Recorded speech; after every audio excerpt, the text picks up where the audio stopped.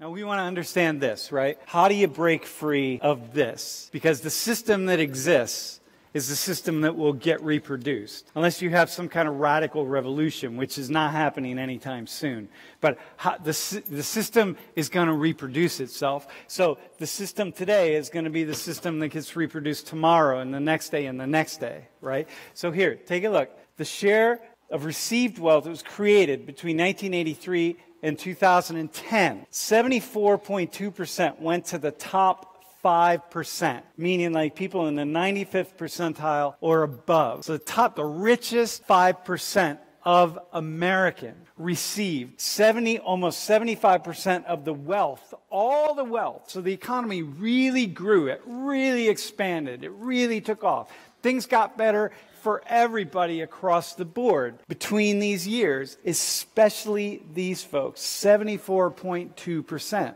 They got the vast majority of the new wealth that was created. The bottom 60% actually lost wealth, but these folks gained and these people really gained. Okay, does that make sense? GWB. The wealthiest 1% of Americans receive 65% of the income gains. The 1%. So come back here. It's not even the top 5%. It's the top 1%. So right here. Here it was, the top 1% got 38.3% in all those years of all the new wealth that was created. So the stock market takes off. Everybody moves.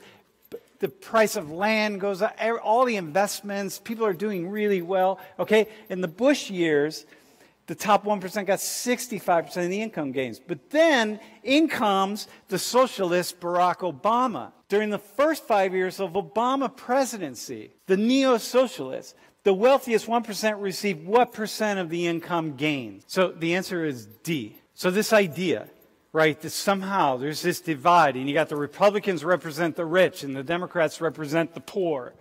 And Barack Obama, the socialist, he's taking money from rich people and he's giving it to poor people, and all of the stuff that we talk about that's out there, and the ways in which we argue with each other and so on. So it got worse. It got more, not worse, because if you think this is a good thing, it's not worse, it's better.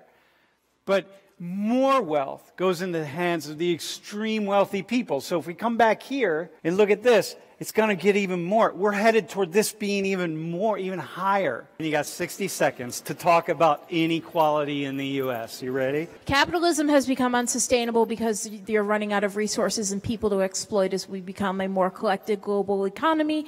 As a result, you'll see the rising amount of inequity and wealth, and the result of that is going to be the rich get richer and the poor get poorer until things become unsustainable, and it's just going to, the whole system is going to collapse probably, I suspect, by the end of this century.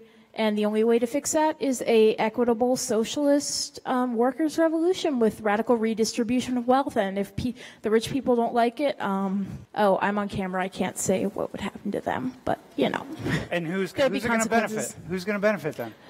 The global working class. So all these people down here.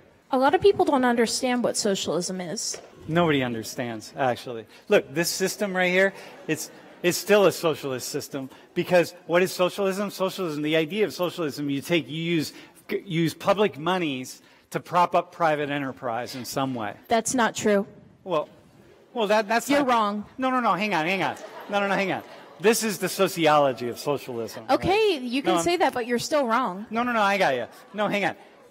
I'm talking about the sociology of socialism is the idea that you somehow take public monies and you redistribute it more equitably in front of and to the people. And one of the ways that you're actually, in a way, doing that is by giving money into the private workforce. There is no private enterprise under socialism. I got you.